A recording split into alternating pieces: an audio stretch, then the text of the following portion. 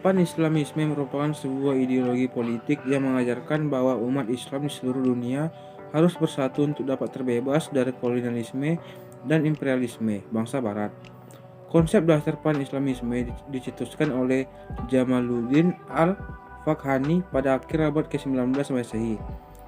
Secara lebih detail, berikut merupakan faktor-faktor yang melatar belakangi kemunculan Pan-Islamisme, yaitu 1.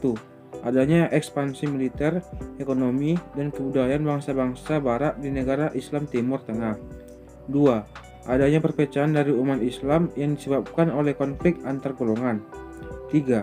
Sistem absolutisme kerajaan Islam menyebabkan penyelewengan di setiap aspek kehidupan bernegara.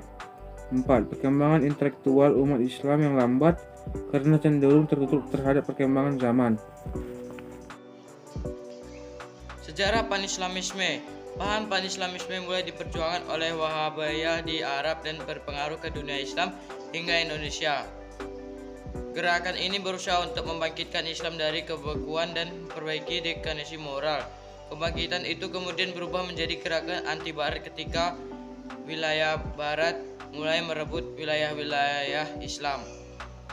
Penguasaan Barat atas wilayah-wilayah Islam sebenarnya telah menyadarkan umat Islam untuk mengusir mereka dari daerah tersebut. Namun kekuatan Islam yang tidak terorganisir dengan baik membuat mereka gagal dalam melakukan perlawanan.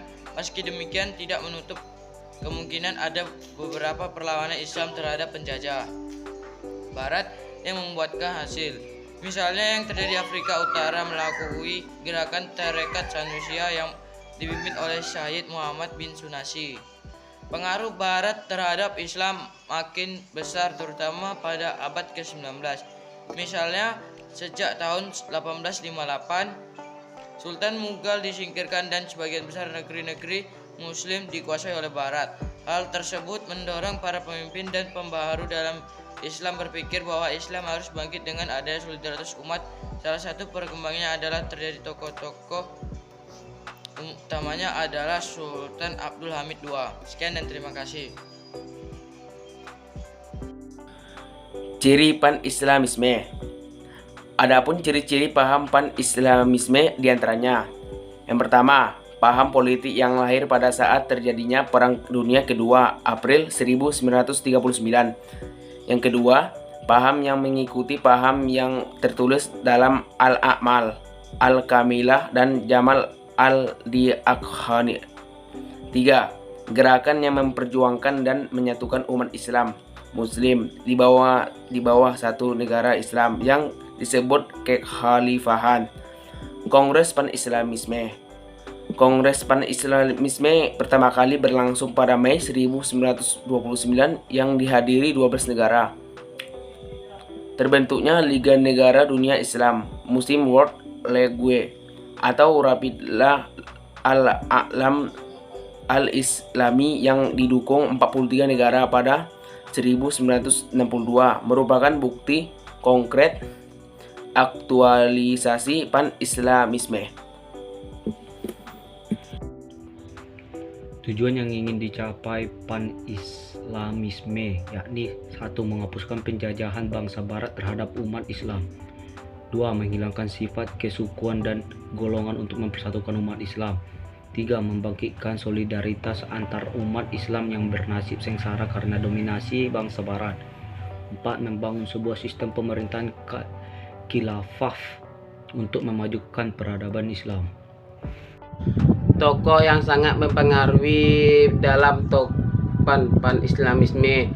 Atawi adalah seorang tokoh pembahuru Islam dari Mesir yang pernah mengemukan pendapat tentang kondisi umat Islam dengan memunculkan dua gagasan, yaitu Islam dan partiolisme.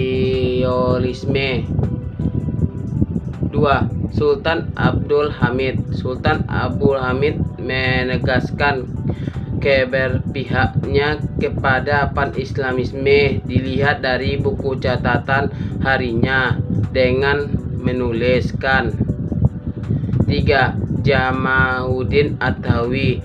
1839 sampai 1897. Atawi adalah seorang aktivis politik nasional Islam dan juga sebagai partilistis dan Islamisme, di mana lebih memperjuangkan kaum muslim. 4. Muhammad Abduh 1849 sampai 1950. Muhammad Abduh adalah seorang pemikir muslim dari Mesir dan salah satu penggagas gerakan modernisasi Islam.